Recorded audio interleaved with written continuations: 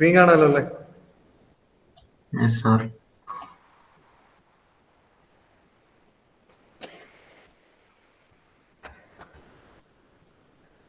ക്ലാസ്സിൽ നമ്മൾ ഡിസ്കസ് ചെയ്ത ലിഗ പ്രോസസ് ആയിരുന്നു. അതായിരുന്നു ഇന്നലെ അവസാനം പറഞ്ഞിട്ടുണ്ടായിരുന്നു. What is Liga process? What is the word Liga means? LIGA.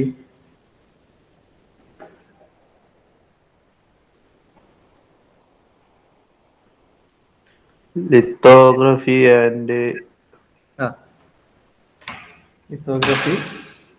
And G means LI means lithography. G means galvanization. Galvanoforming. Okay. Then A means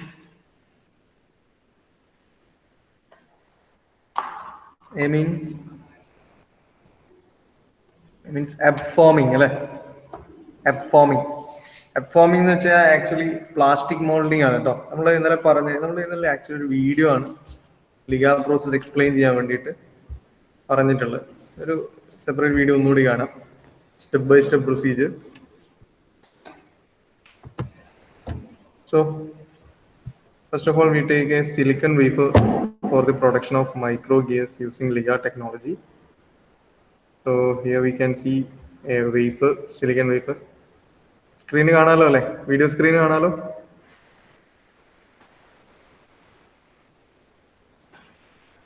Hello. Okay. So here right side the step by step procedure and the right side left side animation.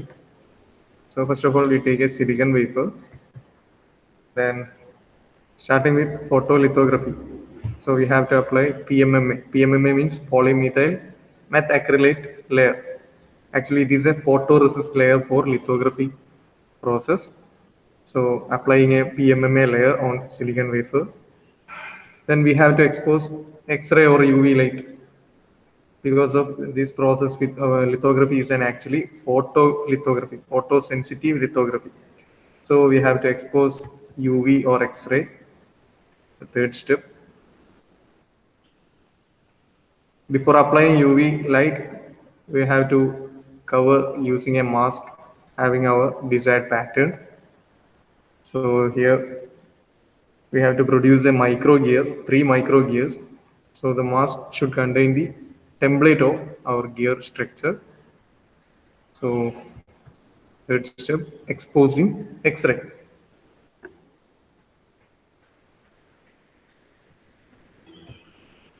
We know that the PMMA layer is a photosensitive layer.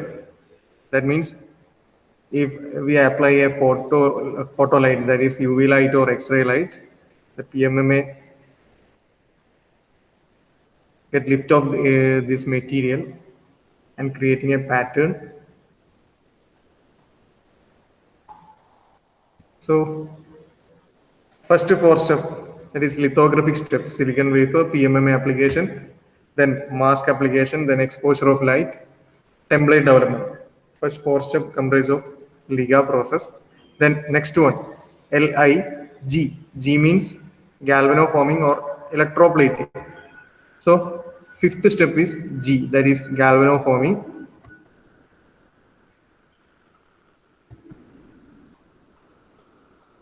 Here we can see electroplating of nickel or copper or AU means, what is AU? Aurum? Gold. Yes. So നമ്മുടെ required element ഏതാണ്? നമുക്ക് ഉണ്ടാക്കേണ്ട micro gear ഏത് material ഉപയോഗിച്ചാണോ ഉണ്ടാക്കേണ്ടത് അതിന്റെ electroplating നടത്തുക. പൊതുവെ electroplating വെച്ചിട്ട് നമ്മൾ ചെയ്യുന്നത് മെറ്റൽസിനെ, അതായത് നമ്മളിപ്പോൾ ഇവിടെ PMMA ഇതിന്റെ തൊട്ട് മുമ്പത്തെ സ്റ്റെപ്പിലേക്ക് പോവാം. ഇവിടെ നമ്മുടെ PMMA ലെയറിൽ നമ്മൾ എന്ത് ചെയ്തിട്ടുണ്ട്? നമ്മുടെ മോൾഡ് ക്രിയേറ്റ് ചെയ്തിട്ടുണ്ട്, അല്ലെങ്കിൽ നമ്മുടെ പാറ്റേൺ ക്രിയേറ്റ് ചെയ്തിട്ടുണ്ട്. ഇനി LI കംപ്ലീറ്റ് ആയി, ദാറ്റ് ഈസ് ലിത്തോഗ്രഫി കംപ്ലീറ്റ് ആയി. Then next one G, that is galvanoforming or electroplating അല്ലെങ്കിൽ ഇലക്ട്രോഫോമിംഗ്. അപ്പൊ നമുക്കിവിടെ ഗിയേഴ്സ് ഉണ്ടാക്കേണ്ട സ്ട്രക്ചർ അല്ലെങ്കിൽ ഗിയേഴ്സ് ഉണ്ടാക്കേണ്ട മെറ്റീരിയൽ ഏതാണോ ആ മെറ്റീരിയലിനെ ഇലക്ട്രോപ്ലേറ്റിംഗ് എന്ന് പറയുന്ന പ്രോസസ്സിലൂടെ നമ്മുടെ പാറ്റേണിന്റെ അകത്ത് ഫില്ല് ചെയ്യണം. അപ്പൊ പൊതുവെ മെറ്റാലിക് ഗിയേഴ്സ് ഒക്കെയാണ് ഉണ്ടാക്കേണ്ടതെങ്കിൽ, മെറ്റൽ സ്ട്രക്ചർ ആണ് ഉണ്ടാക്കേണ്ടതെങ്കിൽ നമ്മൾ ഉപയോഗിക്കുന്നത് ഇലക്ട്രോപ്ലേറ്റിംഗ് പ്രോസസ് ആണ്. ഇപ്പൊ ഇവിടെ നിക്കൽ, കോപ്പർ അല്ലെ ഗോൾഡ്, ഇപ്പൊ എനിക്ക് ഉണ്ടാക്കേണ്ട ഗോൾഡിന്റെ ഗിയർ സ്ട്രക്ചേഴ്സ് ആണെങ്കിൽ ഇതിനകത്ത് ഗോൾഡ് മെറ്റീരിയൽസിന് എങ്ങനെയാണ് നമ്മൾ ഫില്ല് ചെയ്യാന്നുള്ളത്. ആ ഫില്ലിങ്ങിന് വേണ്ടിയിട്ട് ഉപയോഗിക്കുന്ന സ്റ്റെപ്പാണ് that is galvanoforming or electroplating or electroforming. So electroplating ഉപയോഗിച്ചുകൊണ്ട് നമ്മളിവിടെ നിക്കൽ അല്ലെങ്കിൽ കോപ്പർ അല്ലെങ്കിൽ ഗോൾഡിന്റെ സ്ട്രക്ചർ ഫില്ല് ചെയ്തു അല്ലെ. നെക്സ്റ്റ് സ്റ്റെപ്പ് പോളിഷിംഗ് ആണ്, അതിന്റെ സർഫസ് പോളിഷിംഗ്. ഇനി എന്ത് വേണം? ഈ PMMA ലെയർ റിമൂവ് ചെയ്യണം അല്ലെ. സോ PMMA റിമൂവിങ് വിത്ത് അസറ്റോൺ റൂം ടെമ്പറേച്ചർ. അതായത് PMMA ലെയർ എങ്ങനെ റിമൂവ് ചെയ്യാന്നുള്ളത്, അതിന് സം കെമിക്കൽ സൊല്യൂഷൻസ് ആണ് നമ്മൾ യൂസ് ചെയ്യുന്നത്. അപ്പം കെമിക്കൽ സൊല്യൂഷൻസ് ഒക്കെ യൂസ് ചെയ്തിട്ട് നമ്മുടെ PMMA ലെയർ നമ്മൾ റിമൂവ് ചെയ്ത് കഴിഞ്ഞാൽ പിന്നെ നമുക്ക് ബാക്കിയാകുന്നത് എന്താണ്? നമ്മുടെ സബ്സ്ട്രേറ്റ് സിലിക്കൺ വേഫറിന്റെ മുകളിൽ നമ്മൾ മാസ്ക് വെച്ചിട്ടുണ്ടായിരുന്ന മാസ്കിനകത്തുള്ള റിക്വയർഡ് ഡയമെൻഷനിലുള്ള 3 ഗിയർ സ്ട്രക്ചേഴ്സ് വന്നിട്ടുണ്ട്. ദെൻ ഇനി ഈ വേഫേഴ്സിന്റെ മേലെ നിന്ന് ഗിയേഴ്സിനെ റിലീസ് ചെയ്യണം. It is 8th step, releasing of gears from silicon wafer. So these are the final product. Okay, LIGA process clear ആണല്ലോ. ഇനി ലിഗ പ്രോസസ്സില് നമ്മൾ ഇന്നലെ പറഞ്ഞതില് ഒരു കാര്യം കൂടി ഉണ്ടായിരുന്നു. നമ്മളിപ്പം ഒന്നുകൂടെ ആ വീഡിയോയിലേക്ക് പോവാം.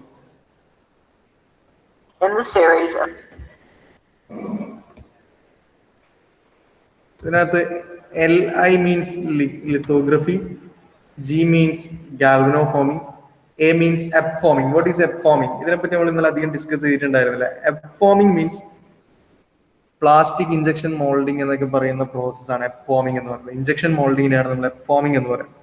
അപ്പൊ നമുക്ക് ആദ്യത്തെ 4 സ്റ്റെപ്പ് വരെ നമ്മൾ പറഞ്ഞു, steps of lithography. Then 5th one that is electroplating, that is ഗാൽവനോ foaming.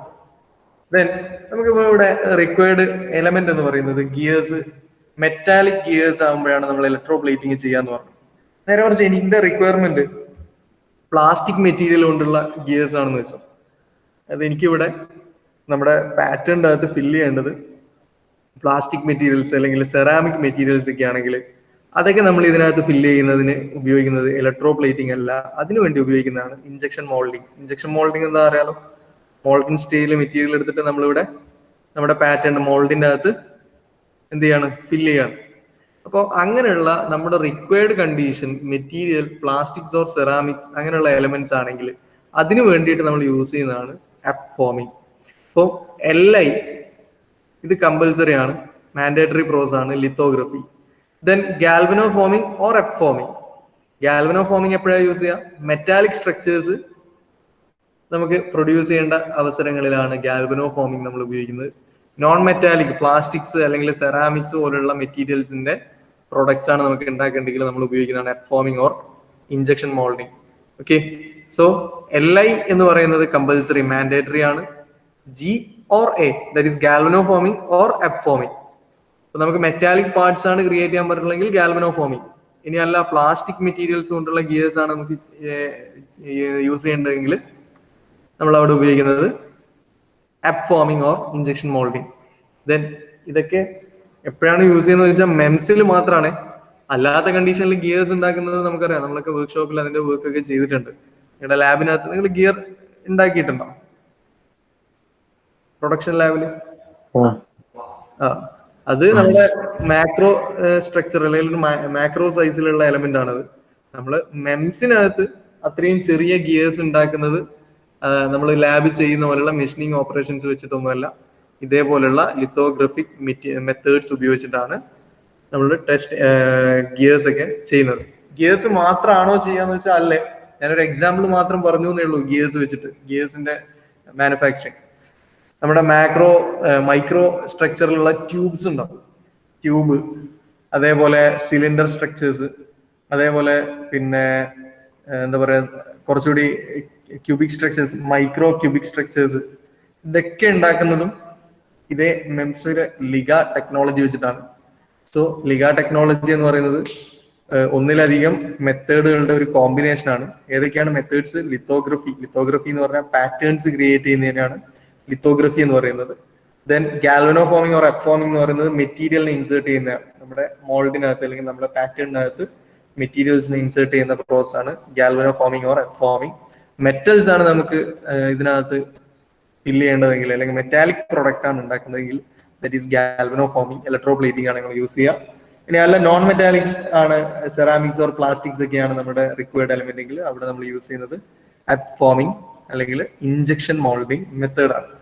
So is LIGA process in MEMS technology. Then ഇതാണ് മെൻസിലെ ഫാബ്രിക്കേഷൻ ടെക്നിക്സ് വരുന്നത്. ഫാബ്രിക്കേഷൻ ടെക്നിക്സ് നമ്മൾ ഒരുപാട് ഫാബ്രിക്കേഷൻ ടെക്നിക്സ് നമ്മൾ പറഞ്ഞു. ഡെപ്പോസിഷൻ ടെക്നിക്, ഡെപ്പോസിഷൻ ടെക്നിക്സ് തന്നെ 2 ടൈപ്സ് ഉണ്ട്. ഏതൊക്കെയായിരുന്നു ഡെപ്പോസിഷൻ, പ്രധാനപ്പെട്ട ഡെപ്പോസിഷൻ ടെക്നിക്സ്?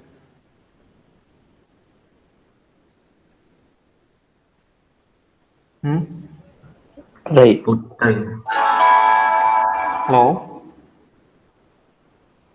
ഗാൽവനൈസേഷൻ. ഗാൽവനൈസേഷനാ ഞമ്മള് ഡെപ്പോസിഷൻ പ്രോസസ്.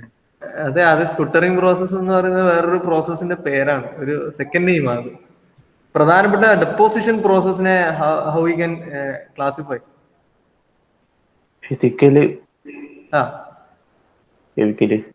കെമിക്കൽ. എന്താ കെമിക്കൽ ഡെപ്പോസിഷൻസ്? കെമിക്കൽ ഡെപ്പോസിഷൻ മാത്രമല്ലേ, കെമിക്കൽ വേപ്പർ ഡെപ്പോസിഷൻ ആണ് CVD. What is CVD? Chemical vapour deposition.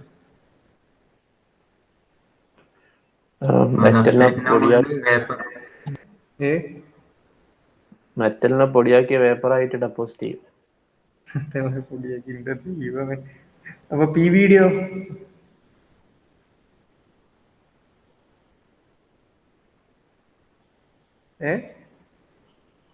Physical vapour ഡെപ്പോസിഷനോ? ഇത് തന്നെ, മറ്റേത് കെമിക്കൽ യൂസ് ചെയ്യും. SiO2 ലെയർ ആണ് എനിക്ക് ഡെപ്പോസിറ്റ് ചെയ്യണമെങ്കിൽ എന്താ ചെയ്യുക? സിലിക്കൺ ഡയോക്സൈഡ് ലെയർ എനിക്കൊരു സിലിക്കൺ വേപ്പറിന്റെ മുകളിൽ ഡെപ്പോസിറ്റ് ചെയ്യണം. ഞാൻ അവിടെ എങ്ങനെയാ കെമിക്കൽ വേപ്പർ ഡെപ്പോസിഷൻ വെച്ചിട്ട് ചെയ്യാം?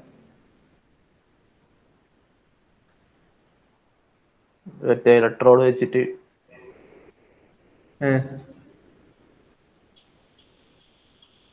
ഇലക്ട്രോഡ് വെച്ച് കറണ്ട് പാസ് ചെയ്യുമ്പോ ഇങ്ങനെ പോകൂലേ ഇലക്ട്രോലൈറ്റ് കിട്ടാ. എന്റെ ദൈവമേ, ഇതാണോ CVD? പോട്ടെ, സിലിക്കൺ നൈട്രൈഡ് ലെയർ ആണെങ്കിലോ?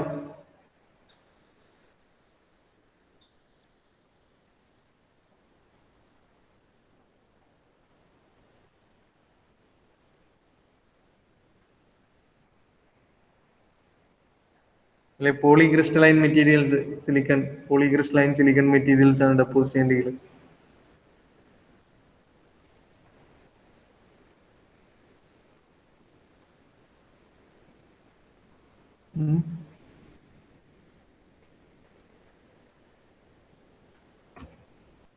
ഇതൊക്കെ എക്സാമിന് ചോദിച്ചാണ് കേട്ടോ.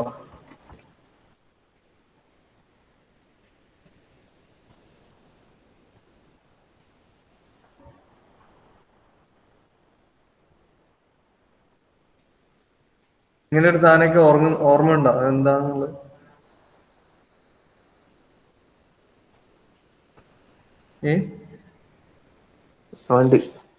ഇനി പറഞ്ഞേ എങ്ങനെയാ ചെയ്യാ?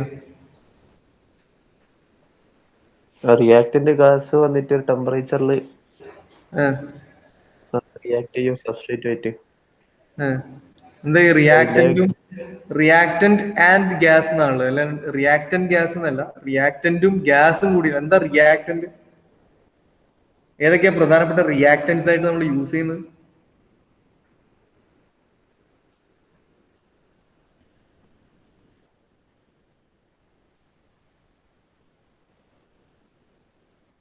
സിലിക്കൺ തന്നെ കോമ്പണൻസ് അല്ലേ സിലിക്കൺ? അതേടെ നമ്മൾ ഒരുപാട് എക്സാമ്പിൾസ് നമ്മൾ ഡിസ്കസ് ചെയ്തിട്ടുണ്ട്.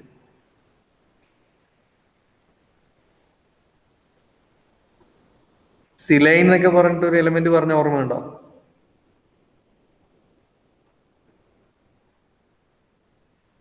ഇല്ല.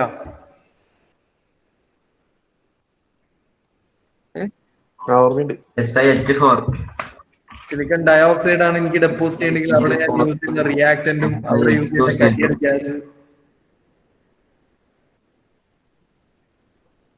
അല്ലേ? സിലിക്കൺ ഡയോക്സൈഡ് ആണെങ്കിൽ ഞാൻ നോർമലി യൂസ് ചെയ്യുന്ന റിയാക്ടൻസ് എന്ന് പറയുന്നത് ടെട്രാക്ലോറോ സിലിക്കണും അതേപോലെ സിലിക്കൺ ബ്രോമൈഡ് അല്ലെ, SiBr4, SiH4 ആണ് സിലൈൻ, SiH2Cl2 ഡൈക്ലോറോ സിലൈൻ. ഇതൊക്കെയാണ് നോർമലി അവിടെ റിയാക്ടൻസ് ആയിട്ട് യൂസ് ചെയ്യുക. ഇതിന്റെ കൂടെ യൂസ് ചെയ്യുന്ന career gas O2, NO, NO2 ഇതൊക്കെ കൂടിയിട്ട് മിക്സ് ചെയ്തിട്ടാണ് നമ്മുടെ ഈ റിയാക്ടറിന്റെ അകത്തേക്ക് അയക്കുക അല്ലെ. സിലൈനും അല്ലെങ്കിൽ ഓക്സിജൻ ഗ്യാസും ആണ് ഇങ്ങോട്ടേക്ക് അയക്കുന്നതെങ്കിൽ ഈ റെസിസ്റ്റൻസ് ഹീറ്ററിന്റെ ഉള്ളിലുള്ള ഹൈ ടെമ്പറേച്ചർ കാരണം ഈ റിയാക്ടൻ ഗ്യാസ് എന്ത് ചെയ്യും, ഒരു കെമിക്കൽ റിയാക്ഷൻ സ്റ്റാർട്ട് ചെയ്യും അല്ലെ. ആ കെമിക്കൽ റിയാക്ഷന്റെ റിസൾട്ട് ആയിട്ട് സിലിക്കൺ എന്ത് ചെയ്യും, സബ്സ്ട്രേറ്റിന്റെ മുകളിൽ വരും. ബാക്കി ബൈ പ്രോഡക്ട്സ് വെന്റ് വഴി പുറത്തേക്ക് പോകും. അതിന് നമ്മൾ ഇക്വേഷൻസ് അടക്കം സിലൈൻ വെച്ചിട്ടുള്ള ഇക്വേഷൻ അടക്കം നമ്മൾ പഠിച്ചിട്ടുണ്ടായിരുന്നു. സിലിക്കൺ ഡയോക്സൈഡ് ആണ് എനിക്ക് ലെയർ ഉണ്ടാക്കേണ്ടത്. സോ സിലൈനും ഓക്സിജൻ ഗ്യാസും കൂടി മിക്സ് ചെയ്തിട്ടാണ് ഇതിനകത്തേക്ക് നമ്മുടെ റിയാക്ടറിന്റെ അകത്തേക്ക് ഹീറ്ററിന്റെ അകത്തേക്ക് അയക്കുന്നത്. സോ ഹീറ്ററിന്റെ അകത്ത് ടെമ്പറേച്ചർ റേഞ്ച് നമ്മൾ പറഞ്ഞിട്ടുണ്ട്. ഓരോ ലെയറിന്റെയും ടെമ്പറേച്ചർ റേഞ്ച് 400 to 500 ഡിഗ്രി സെൽഷ്യസിൽ ചൂടാവുന്ന സമയത്ത് ഈ റിയാക്ടന്റും അതായത് സിലൈനും ഓക്സിജനും കൂടിയിട്ടുള്ള മിക്സ്ചർ ഇവിടുന്ന് കെമിക്കൽ റിയാക്ഷൻസ് സ്റ്റാർട്ട് ചെയ്യും അല്ലെ. ആ കെമിക്കൽ റിയാക്ഷന്റെ ഭാഗമായിട്ട് SiO2 എന്ന് പറയുന്ന ഡെപ്പോസിഷൻ നമ്മുടെ സബ്സ്ട്രേറ്റിന്റെ മുകളിൽ നടക്കും. ബാക്കി വരുന്ന ഹൈഡ്രജൻ ഗ്യാസ് വെന്റ് വഴി പുറത്തേക്ക് പോകും. ഇതല്ലേ കെമിക്കൽ വേപ്പർ ഡെപ്പോസിഷൻ.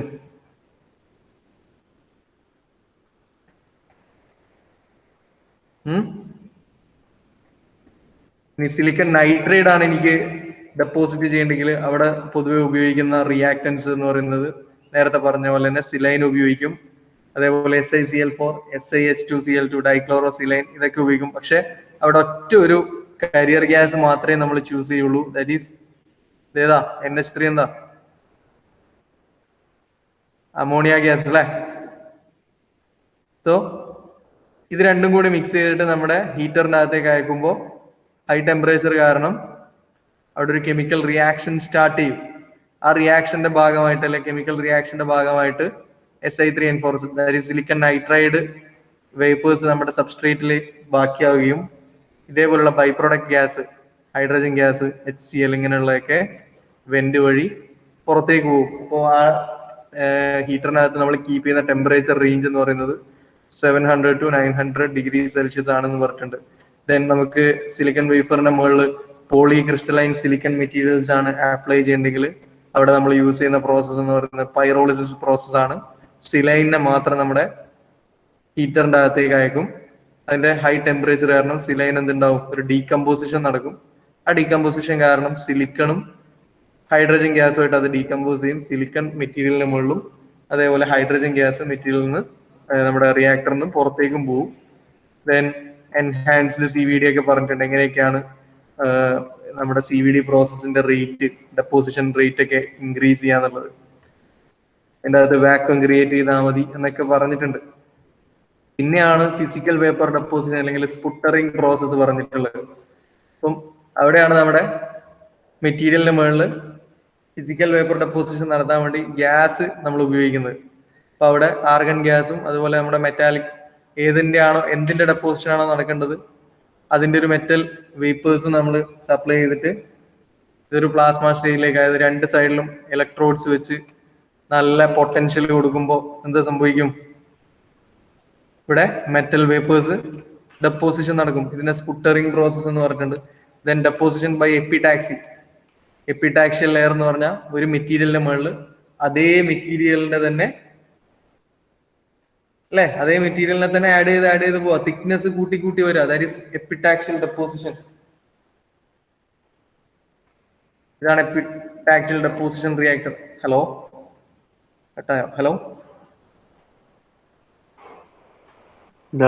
ഓക്കെ. അപ്പൊ എപ്പിടാക്ഷ്യൽ ഡെപ്പോസിഷൻ എന്ന് പറഞ്ഞാൽ സെയിം മെറ്റീരിയൽ ആഡ് ചെയ്ത് പോകുന്നതാണ്. അപ്പൊ അതിനു വേണ്ടിയിട്ട് നമ്മൾ പൊതുവെ യൂസ് ചെയ്യുന്ന കരിയർ ഗ്യാസ് എന്ന് പറയുന്നത് ഹൈഡ്രജൻ ഗ്യാസ് ആണ്. സോ ഹൈഡ്രജൻ ഗ്യാസ് ഓക്സിജനുമായിട്ട് റിയാക്ട് ചെയ്യുമ്പോൾ കത്താനുള്ള സാധ്യത ഉള്ളത് കൊണ്ട് നമ്മൾ ആദ്യം ഈ ഒരു റിയാക്ടറിന്റെ ഉള്ളിലെ ഓക്സിജനെ കംപ്ലീറ്റ് പുറത്തേക്ക് കളയണം. അതിന് വേണ്ടിയിട്ട് ഒരു N2 ഗ്യാസ് ആണ് ഫസ്റ്റ് സപ്ലൈ ചെയ്യുക. ദെൻ നമ്മുടെ കരിയർ ഗ്യാസ് സപ്ലൈ ചെയ്യും. ദെൻ നമ്മുടെ റിയാക്ടന്റും കരിയർ ഗ്യാസും കൂടിയുള്ള മിക്സ്ചർ സപ്ലൈ ചെയ്യും. ദെൻ ഡോപ്പന്റ്, നമ്മൾ എന്തെങ്കിലും ഇതിന്റെ റേറ്റും കാര്യങ്ങളൊക്കെ എൻഹാൻസ് ചെയ്യാൻ വേണ്ടിയിട്ട് ഡോപ്പൻസ് അങ്ങനെ എന്തെങ്കിലും ഉണ്ടെങ്കിൽ അതും അപ്ലൈ ചെയ്യും.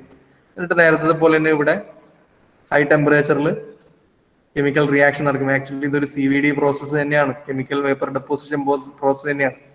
പിന്നെ നമ്മൾ പഠിച്ച ഫാബ്രിക്കേഷൻ ടെക്നിക്കാണ് patterning, that is lithography. Lithography തന്നെ പോസിറ്റീവ് റെസിസ്റ്റും ഉണ്ട്, നെഗറ്റീവ് റെസിസ്റ്റും ഉണ്ട്. പോസിറ്റീവ് റെസിസ്റ്റ് എന്ന് വെച്ചാൽ ലൈറ്റ് എക്സ്പോസ് ചെയ്യുന്ന ഏരിയയിൽ നിന്ന് മെറ്റീരിയൽ റിമൂവൽ നടക്കുന്നതിനെ പോസിറ്റീവ് റെസിസ്റ്റ് എന്ന് പറയും.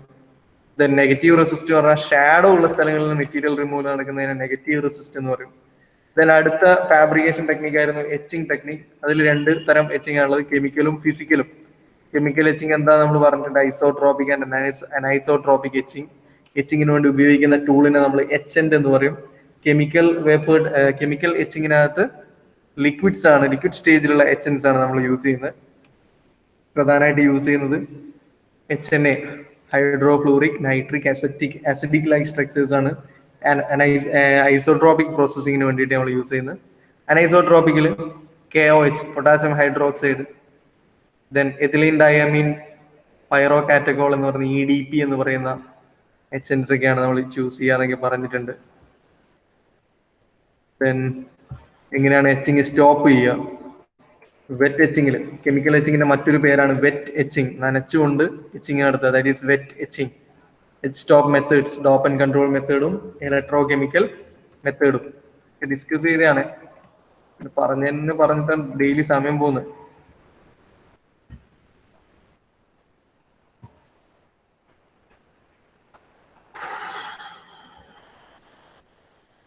Dry etching or plasma etching. Plasma ഗ്യാസിലെ പോസിറ്റീവ്ലി ചാർജ്ഡ് അയോൺസ് ആണ് മെറ്റീരിയൽ റിമൂവൽ ചെയ്യുന്നത്.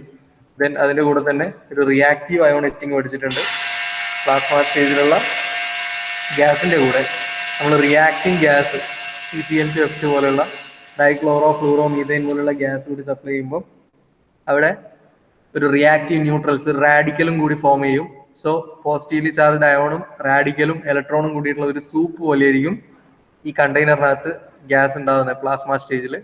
സോ ഇതിലെ പോസിറ്റീവ്ലി ചാർജ്ഡ് അയോണും ഈ റാഡിക്കലും അല്ലെങ്കിൽ റിയാക്റ്റീവ് ന്യൂട്രൽസും കൂടി രണ്ടാളും കൂടി കമ്പൈൻഡ് ആയിട്ടാണ് മെറ്റീരിയൽ റിമൂവൽ നടത്തുന്നത്. സോ റിയാക്റ്റീവ് അയോണിച്ചിങ്ങിന്റെ റേറ്റ് ഒക്കെ നമ്മൾ പറഞ്ഞിട്ട് 2000 ആങ്സ്ട്രം പെർ മിനിറ്റ് ആണ് ഇതിന്റെ റിയാക്റ്റീവ് അയോൺസിന്റെ റിയാക്റ്റീവ് എച്ചിങ്ങിന്റെ rate. Then deep reactive ion etching important ആണ്, യൂണിവേഴ്സിറ്റി ക്വസ്റ്റൻ ആണ്. നമുക്ക് സ്മോൾ വിഡ്ത്തും ഹൈ ഡെപ്തും വേണ്ടുന്ന കണ്ടീഷൻസിൽ, മെറ്റീരിയൽ റിമൂവൽ വേണ്ടുന്ന കണ്ടീഷൻസിൽ നമ്മൾ യൂസ് ചെയ്യുന്ന മെത്തേഡാണ് DRI പ്രോസസ്. DRI എന്ന് പറഞ്ഞു കഴിഞ്ഞാൽ ഫിംഗർ ലൈക്ക് സ്ട്രക്ചേഴ്സ് അല്ലെ, വലിയ ഡെപ്തിലുള്ള അല്ലെങ്കിൽ നാരോ ട്യൂബിക് ലെയേഴ്സ് ഒക്കെ നമുക്ക് ട്യൂബുലാർ ലെയേഴ്സ് ഒക്കെ നമുക്ക് ഫോം ചെയ്യാൻ വേണ്ടി ഉപയോഗിക്കുന്നതാണ് DRI പ്രോസസ്. സോ ഓപ്പണിങ്ങിലുള്ള വിഡ്ത്ത് തന്നെ നമുക്ക് അവസാനം ഇൻ ഡെപ്തിലും വേണം. സോ അതിന് വേണ്ടിയിട്ട് നമ്മൾ ചെയ്യുന്നത് എന്ത് ചെയ്യും, എച്ച് ചെയ്യുന്നതിന് കറസ്പോണ്ടിങ് ആയിട്ട് തന്നെ സൈഡ് വാളിൽ ഒരു പ്രൊട്ടക്റ്റീവ് ലെയർ ഫോം ചെയ്തുകൊണ്ടേയിരിക്കും. അങ്ങനെ അവസാനം വരെ പ്രൊട്ടക്റ്റീവ് ലെയർ ഫോം ചെയ്തിട്ടാണ് ബാക്കി സ്ഥലങ്ങളിൽ എച്ചിങ് നടക്കുക. അപ്പം അങ്ങനെ വരുമ്പോൾ നമുക്കൊരു യൂണിഫോം വിഡ്ത്തിലുള്ള ഹൈ ഡെപ്തിലുള്ള ഒരു സ്ട്രക്ചർ കിട്ടും. പിന്നെ നമ്മൾ പറഞ്ഞ ഫാബ്രിക്കേഷൻ മെത്തേഡാണ് ലിഗ പ്രോസസ്. ഇത്രയും നേരം പറഞ്ഞതിലുള്ള കുറച്ച് കോമ്പിനേഷൻ ആണ് LIGA process. Lithography, galvanoforming, injection moulding അല്ലെങ്കിൽ എപ്പ് ഫോമിങ്. സോ അതെങ്ങനെയാണ് ചെയ്യുന്നതെന്ന് നമ്മൾ പറഞ്ഞിട്ടുണ്ട്. ഒരു എക്സാമ്പിൾ മൈക്രോ ഗിയർ സ്ട്രക്ചറിന്റെ ഫോർമേഷൻ വെച്ചിട്ടുള്ള എക്സാമ്പിളും പറഞ്ഞിട്ടുണ്ട്.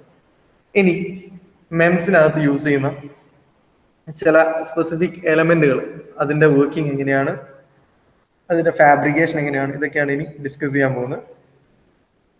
MIMS based pressure sensor. Pressure sensor നമ്മൾ ഓൾറെഡി ഫസ്റ്റ് മൊഡ്യൂളിൽ പഠിച്ചിട്ടുണ്ട്. പ്രഷർ സെൻസ് ചെയ്യാൻ വേണ്ടി ഉപയോഗിക്കുന്ന പ്രധാനപ്പെട്ട എക്യുപ്മെന്റ്സ് ഏതൊക്കെയാണ്? ഫസ്റ്റ് മൊഡ്യൂൾ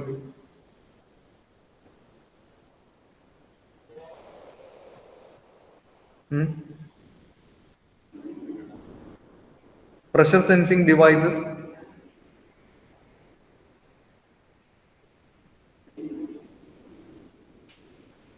hello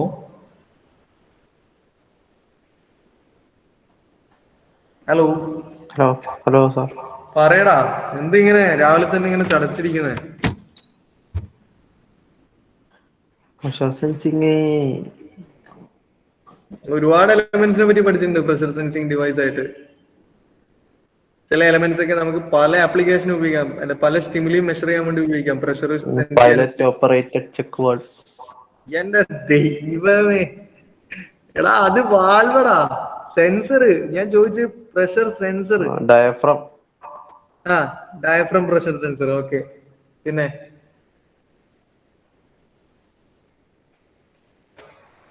ഒറ്റൊരു പ്രഷർ സെൻസറെ നിങ്ങൾ പോട്ടെ, നിങ്ങൾക്ക് ഡെയിലി ലൈഫിൽ അറിയുന്ന പ്രഷർ സെൻസർ ഏതൊക്കെയാണെന്ന് പറഞ്ഞേ. സ്പ്രിംഗ് ഇല്ലേ? Spring.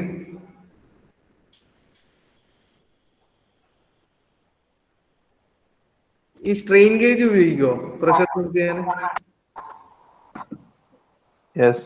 Strain gauge, piezoelectric, പിന്നെ കപ്പാസിറ്റീവ്, ഏതാ? Inductive. Capacitive, inductive. Capacitive pressure sensing, inductive pressure sensing. പിന്നെ നമ്മളൊരു സ്പെഷ്യൽ ഡിവൈസ് പഠിച്ചിട്ടുണ്ട്, Bourdon tube pressure gauge. Variable റിയാക്ടൻസും. ആ, ഒരുപാട് പ്രഷർ സെൻസിങ് ഡിവൈസുകൾ നമ്മൾ പഠിച്ചിട്ടുണ്ട്. അപ്പം അതൊക്കെ നമ്മൾ പറഞ്ഞത് ഹെവി സൈസിലുള്ള അല്ലെങ്കിൽ മാക്രോ സൈസിലുള്ള പ്രഷർ സെൻസിങ് ആണ്. നമുക്ക് മൈക്രോ സ്ട്രക്ചേഴ്സ് ആയിട്ടുള്ള അല്ലെങ്കിൽ മൈക്രോ ആപ്ലിക്കേഷൻസിൽ വരുന്ന മൈക്രോ സ്ട്രക്ചേർഡ് പ്രഷർ സെൻസേഴ്സ് നമുക്ക് ആവശ്യമുണ്ട്, ഇൻഡസ്ട്രിയിലെ അവൈലബിൾ ആണ്. അപ്പോ നമുക്ക് ചെറിയ ചെറിയ ഫ്ലൂയിഡ് ഫ്ലോയില് അല്ലെങ്കിൽ ഫ്ലോ പാസേജിലൊക്കെ മൈക്രോ സ്ട്രക്ചേർഡ് പ്രഷർ സെൻസേഴ്സ് ഒക്കെ യൂസ് ചെയ്തിട്ട് ഇപ്പോൾ ഇൻഡസ്ട്രിയൽ ആപ്ലിക്കേഷൻസിൽ ഉപയോഗിക്കുന്നുണ്ട്. സോ ഈ പ്രഷർ സെൻസർ എങ്ങനെയാണ് ഉണ്ടാവുക, ഇതെങ്ങനെയാണ് വർക്ക് ചെയ്യുക, ഇതെങ്ങനെയാണ് ഫാബ്രിക്കേറ്റ് ചെയ്യുക തുടങ്ങിയതാണ് ഇനി നമ്മൾ പറയാൻ പോകുന്നത്. So MEMS based pressure sensor is a device used for pressure measurement of gases or liquids. ഞാൻ പറഞ്ഞു പ്രധാനമായിട്ടും ഫ്ലോ പ്രഷർ കണ്ടുപിടിക്കാനും ഫ്ലോ പ്രഷർ മെഷർ ചെയ്യാനൊക്കെയാണ് MEMS based pressure sensor, micro pressure sensor choose ചെയ്യുന്നത്. MEMS based എന്ന് പറഞ്ഞു കഴിഞ്ഞാൽ തന്നെ അവിടെ മൈക്രോ ആയി. കാരണം MEMS എന്ന് പറഞ്ഞാൽ എന്താ? മൈക്രോ ഇലക്ട്രോ മെക്കാനിക്കൽ സിസ്റ്റം ആണ്. സോ മൈക്രോ റേഞ്ചിലുള്ള പ്രഷർ സെൻസിങ് ഡിവൈസുകളെ പറ്റിയാണ് അല്ലെങ്കിൽ പ്രഷർ സെൻസേഴ്സിനെ പറ്റിയാണ് ഇനി നമ്മൾ പറയാൻ പോകുന്നത്. So pressure is an expression of force required to stop a fluid from expanding and is usually started in terms of force per unit area. അപ്പോൾ പൊതുവെ ഫ്ലൂയിഡ്സിന്റെ അല്ലെങ്കിൽ ഗ്യാസിന്റെ ലിക്വിഡ്സിന്റെ ഒക്കെ ഫ്ലോ പ്രഷർ കണ്ടുപിടിക്കാൻ അല്ലെങ്കിൽ ആ പ്രഷർ വേരിയേഷൻ ഒക്കെ കണ്ടുപിടിക്കാൻ വേണ്ടിയിട്ടാണ് MEMS based pressure sensors use ചെയ്യുന്നത്. അപ്പം ഇത് ഫ്ലൂയിഡിന്റെ കണ്ടീഷനിലായതുകൊണ്ട് തന്നെ ഫ്ലൂയിഡ്സിന്റെ എക്സ്പാൻഡോ കോൺട്രാക്റ്റോ ചെയ്യുന്നുണ്ടോ എന്നുള്ള ആ ഒരു ടേംസ് ആണ് MEMS ബേസ്ഡ് പ്രഷർ സെൻസർ പൊതുവെ എന്ത് ചെയ്യുന്നത്, മെഷർ ചെയ്യുന്നത്. ഇതാണ് ഒരു MEMS ബേസ്ഡ് പ്രഷർ സെൻസറിന്റെ ഒരു ടിപ്പിക്കൽ ഡയഗ്രാം. ഇതിലൊരു ക്രോസ് സെക്ഷണൽ വ്യൂ ആണ്. നമുക്ക് ഇവിടെ രണ്ട് ലെഗ് കാണാം അല്ലെ? ഇവിടെ ഒരു മിനിറ്റ്, ഇവിടെ ഒരു ലെഗ് ഉണ്ട്, ഇവിടെ ഒരു ലെഗ് ഉണ്ട്. ഇതിന്റെ സെൻട്രലായിട്ട് ഒരു ലെയർ ഉണ്ട്. ഇത് നമ്മൾ ആക്ച്വലി ഒരു ഡയഫ്രം ലെയർ ആണ്. ഡയഫ്രം എന്ന് പറഞ്ഞാൽ നമുക്കറിയാലോ, വളരെ തിൻ ആയിട്ടുള്ള മെറ്റീരിയൽ ആണ് ഡയഫ്രം. ഈ ഡയഫ്രത്തിന്റെ പ്രത്യേകത എന്ന് പറഞ്ഞാൽ ഇതിന് എക്സ്പാൻഡ് ചെയ്യാനും മേലോട്ടേക്ക് പോകാനും അതേപോലെ താഴോട്ടേക്ക് വലിയാനൊക്കെയുള്ള സാധ്യതയുള്ള എലമെന്റ് ആണ് ഡയഫ്രം എന്ന് പറയുന്നത്. നാരോ ലെയേഴ്സ് ആണ് ഡയഫ്രം ലെയേഴ്സ് എന്ന് പറയുന്നത്. സോ ഒരു തിൻ ഡയഫ്രം ഉണ്ട് ഈ രണ്ട് ലെഗിന്റെ ഇടയിൽ. ഈ ഡയഫ്രത്തിന്റെ കൂടെ ഡോപ്ഡ് പീസോ റെസിസ്റ്റർ എലമെന്റ് ഈ ഡയഫ്രത്തിൽ അറ്റാച്ച് ചെയ്തിട്ടുണ്ട്. ഓക്കെ, അത് ഇവിടെ ഒരു പീസോ റെസിസ്റ്റർ ഡോപ്പ് ചെയ്തിട്ടുണ്ട്, ഇവിടെയും ഒരു പീസോ റെസിസ്റ്റർ എലമെന്റ് വെച്ചിട്ടുണ്ട്. അതേപോലെ ഈ ഡയഫ്രത്തിന്റെ ചുറ്റിലും വെക്കും. അതിന്റെ ഒരു ടോപ്പ് വ്യൂ ആണിത്. ഇവിടെ ആ ഡയഫ്രത്തിന്റെ ടോപ്പ് വ്യൂ ആണിത്. ഡയഫ്രത്തിന്റെ രണ്ട് സൈഡിലും ഉണ്ട് പീസോ റെസിസ്റ്റീവ് സെൻസേഴ്സ് ഉണ്ട്, അതേപോലെ ഓപ്പോസിറ്റ് സൈഡിലും ഉണ്ട്. അപ്പൊ ഇതേപോലെ ഡയഫ്രത്തിന് ഒരു പീസോ റെസിസ്റ്റീവ് സെൻസേഴ്സുമായിട്ട് കണക്റ്റഡ് ആണ്. ഇനി ഇതിന്റെ മുകളിൽ ഒരു പ്രഷർ ആക്ട് ചെയ്യുമ്പോൾ, ഈ മേൽഭാഗത്തുനിന്ന് ഒരു പ്രഷർ ആക്ട് ചെയ്യുമ്പോൾ, ഹൈ പ്രഷർ വരുമ്പോൾ ഈ ഡയഫ്രം എന്താവും, താഴോട്ടേക്ക് ബെൻഡ് ചെയ്യും അല്ലെ? അതാണ് ഈ താഴത്തെ ഫിഗറിലുള്ളത്. ഒരു എക്സ്റ്റേണൽ പ്രഷർ വരുമ്പോൾ ഡയഫ്രം ഒന്ന് ഡിഫ്ലക്ട് ചെയ്യും. ആ ഡിഫ്ലക്ഷൻ ആര് മെഷർ ചെയ്യും? ഇതിന്റെ കൂടെ കണക്ട് ചെയ്തിട്ടുള്ള പീസോ റെസിസ്റ്റീവ് സെൻസേഴ്സ് എലമെന്റ് ഇല്ലേ, ഇതിലൊരു ഔട്ട്പുട്ട് ഉണ്ടാവും അല്ലെ? എടാ, ഈ പീസോ റെസിസ്റ്റീവ് സെൻസേഴ്സ് ഇവിടെ ഇത് ഡയഫ്രം ബെൻഡ് ചെയ്യുമ്പോൾ ഈ പീസോ റെസിസ്റ്റീവ് സെൻസേഴ്സും കറസ്പോണ്ടിങ് ആയിട്ട് മൂവ് ചെയ്യില്ലേ, അല്ലെങ്കിൽ അതിന് ഒരു ഡിഫ്ലക്ഷൻ വരൂലേ? അത് ഇതിന്റെ അകത്തുള്ള പീസോ റെസിസ്റ്റീവ് മെറ്റീരിയലിനും ആ ഡിഫ്ലക്ഷൻ കിട്ടൂലേ? ഇല്ലേ? ഹലോ, ആ സാർ ഓക്കെ. അപ്പൊ അങ്ങനെ വരുമ്പോ ഇനീഷ്യലി ഇവിടെ പ്രഷർ ഒന്നും ഇല്ലാത്ത കണ്ടീഷൻ അല്ലെങ്കിൽ എക്സ്റ്റേണൽ പ്രഷർ ഒന്നും ഇല്ല, ഡയഫ്രം ഇപ്പൊ നോർമൽ ആ സ്റ്റേജിലാണ് ഉള്ളത്, നേരെ തന്നെയാണ് ഉള്ളതെന്ന് വെച്ചോ. ആ സമയത്ത് ഇതൊരു ബാലൻസ്ഡ് കണ്ടീഷനിലായിരിക്കും. അതായത് ഇതിന്റെ ഈ പീസോ റെസിസ്റ്റീവ് സെൻസേഴ്സിൽ നിന്ന് എടുക്കുന്ന നമ്മളൊരു ഔട്ട്പുട്ട് എടുക്കും. ആ ഔട്ട്പുട്ട് ഇപ്പൊ ഒരു ബാലൻസ്ഡ് കണ്ടീഷനിലാണ്, ഒരു സീറോ റീഡിംഗ് ആണെന്ന് വെച്ചു. ഇൻ കേസിന്റെ ഇവിടുന്ന് ഒരു എക്സ്റ്റേണൽ പ്രഷർ വരുമ്പോൾ ഈ ഡയഫ്രം ഡിഫ്ലക്ട് ചെയ്യും. അതിന് കറസ്പോണ്ടിങ് ആയിട്ട് ഇതിനകത്തുള്ള പീസോ റെസിസ്റ്റീവ് സെൻസർ എലമെന്റിനും ഡിഫ്ലക്ഷൻ കിട്ടും. അപ്പോൾ പീസോ റെസിസ്റ്റീവ് സെൻസർ ഔട്ട്പുട്ടില് നമുക്കൊരു വാല്യൂ കിട്ടും അല്ലെ, ഒരു അനലോഗ് വാല്യൂ കിട്ടും. അതായത് ഇവിടുത്തെ പ്രഷറിന് കറസ്പോണ്ടിങ് ആയിട്ട് ഇവിടെ റെസിസ്റ്റൻസ് വാല്യൂ ചേഞ്ച് ആണ്. സോ ഒരു അനലോഗ് സിഗ്നൽ അല്ലെങ്കിൽ ഒരു അനലോഗ് വാല്യൂ നമുക്ക് ഔട്ട്പുട്ട് ആയിട്ട് കിട്ടും. സോ ഇതാണ് ഇതിന്റെ വർക്കിംഗ്. ഇതൊരു ഡയഫ്രം പ്രഷർ സെൻസർ ആണ്. നമ്മൾ ഒരുപാട് പ്രഷർ സെൻസിങ് ഡിവൈസുകളെ പറ്റി പഠിച്ചിട്ടുണ്ട്. പൊതുവെ മെൻസ് ബേസ്ഡ് പ്രഷർ സെൻസേഴ്സിനെ പറ്റി പറയുമ്പോൾ അവിടെ നമ്മൾ പറയുന്നത് അല്ലെങ്കിൽ പഠിക്കുന്നത് ഡയഫ്രം ബേസ്ഡ് അല്ലെങ്കിൽ ഡയഫ്രം പ്രഷർ സെൻസേഴ്സ് ആണ്. ഇപ്പൊ ഡയഫ്രത്തിന്റെ ഡിഫ്ലക്ഷൻ ആണ് നമ്മൾ അവിടെ പ്രഷർ സെൻസിങ്ങിന് വേണ്ടിയിട്ട് യൂസ് ചെയ്യുന്നത്. So here pressure sensing done by piezo resistive elements. So diaphragm എന്ന് പറയുന്ന തിൻ ലേയേഴ്സിന്റെ കൂടെ പീസോ റെസിസ്റ്റീവ് സെൻസിങ് എലമെന്റ്സും കൂടി നമ്മൾ ഡോപ്പ് ചെയ്ത് വെച്ചിട്ടുണ്ട്. അതിനുശേഷം നമ്മൾ ഇത് ഫ്ലൂയിഡ് പാസേജിൽ ഈ ഒരു സെൻസിങ് ഡിവൈസ് നമ്മൾ അപ്ലൈ ചെയ്യുകയാണെങ്കിൽ അല്ലെങ്കിൽ ഇൻസ്റ്റാൾ ചെയ്യുകയാണെങ്കിൽ ഹൈ പ്രഷർ ഒക്കെ വരുന്ന സമയത്ത് ഇതിനകത്തുള്ള ഡയഫ്രത്തിന് പ്രഷറിന്റെ കണ്ടീഷൻ അനുസരിച്ചിട്ട് ഒന്നുകിൽ ഇൻവേർഡ് അല്ലെങ്കിൽ ഔട്ട്വേർഡ് ബെൻഡിങ് ഉണ്ടാവും, ഡിഫ്ലക്ഷൻ ഉണ്ടാവും. ആ ബെൻഡിങ്ങിന് കറസ്പോണ്ടിങ് ആയിട്ട് പീസോ റെസിസ്റ്റീവ് എലമെന്റ് നമുക്ക് ഔട്ട്പുട്ട് തരും. ആ ഔട്ട്പുട്ട് എന്ന് പറയുന്നത് ഒരു അനലോഗ് സിഗ്നൽ ആയിരിക്കും, അനലോഗ് വാല്യൂ ആയിരിക്കും അല്ലെ. കറസ്പോണ്ടിങ് റെസിസ്റ്റൻസ് ചേഞ്ച് വാല്യൂ ആയിരിക്കും നമുക്ക് ഔട്ട്പുട്ട് ആയിട്ട് കിട്ടുക. ഈ രീതിയിലാണ് നമ്മുടെ പീസോ റെസിസ്റ്റീവ് സെൻസേഴ്സ് അല്ലെങ്കിൽ pressure sensing men's pressure sensing device work ചെയ്യുന്നത്. പക്ഷെ നമുക്ക് ഇതിൽ വർക്കിങ്ങിനേക്കാളും കൂടുതൽ ഇമ്പോർട്ടന്റ് ആയിട്ട് പഠിക്കാനുള്ളത് എങ്ങനെയാണ് ഇത് ഫാബ്രിക്കേറ്റ് ചെയ്യുക. മെൻസ് ബേസ്ഡ് പ്രഷർ സെൻസേഴ്സ് എങ്ങനെയാണ് ഫാബ്രിക്കേറ്റ് ചെയ്യുക. അപ്പൊ നമ്മൾ ഇത്രയും നാൾ പഠിച്ച പല മെത്തേഡുകളായിരിക്കും അതിനുവേണ്ടി ഉപയോഗിക്കുക. ലിത്തോഗ്രഫി ഉപയോഗിക്കുന്നുണ്ടാവും, ചിലപ്പോൾ എച്ചിങ് ഉപയോഗിക്കുന്നുണ്ടാവും. അപ്പോൾ നമ്മളൊരു special pressure sensing device fabricate ചെയ്യുന്നത് എങ്ങനെയാണെന്നുള്ളതാണ് പറയാൻ പോകുന്നത്. അതൊരു വീഡിയോയിലൂടെ അതിന്റെ സ്റ്റെപ്പ് അത് അങ്ങനെ തന്നെ പഠിച്ചേ മതിയാവുള്ളൂ. കാരണം ഓർത്തിരുന്ന് അല്ലെങ്കിൽ നമ്മളൊരു ബാക്കിയെല്ലാം തള്ളുന്ന പോലെ തള്ളാൻ പറ്റുന്ന ഒരു ഏരിയ അല്ല അത്. മെംസ് ഫാബ്രിക്കേഷൻ എന്ന് പറയുന്നത്, പ്രത്യേകിച്ച് പ്രഷർ സെൻസർ ഫാബ്രിക്കേഷൻ എന്ന് പറയുന്നത് ഒരു സ്റ്റെപ്പ് ബൈ സ്റ്റെപ്പ് 10-20 സ്റ്റെപ്പ് അടങ്ങുന്ന ഒരു പ്രൊസീജിയറാണ്.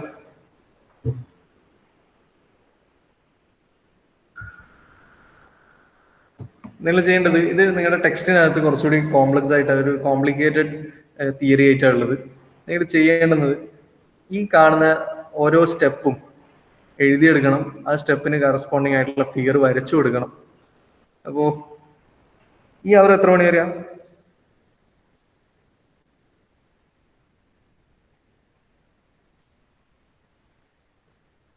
9:20 വരെയാണ്. 9:20 വരെ. ഓക്കെ ഓക്കെ, നെക്സ്റ്റ് അവർ എടുക്കാം. അറ്റൻഡൻസ് ഒരുമിച്ച് എടുക്കാം. 1 അവറും കൂടി ഉണ്ട്. ആക്ച്വലി ഇത് രാഹുൽ സാറിന്റെ അവറാണ്. സാറ് അവൈലബിൾ അല്ലാത്തതുകൊണ്ടാണ് സാറിന്റെ അവർ ഞാൻ എടുത്തത്. ഓക്കെ, നെക്സ്റ്റ് ക്ലാസ്സിൽ ഡിസ്കസ് ചെയ്യാം. രാഹുൽ സാറ് തിങ്കളാഴ്ച ഇനി എടുക്കുമായിരിക്കും നിങ്ങൾക്ക്.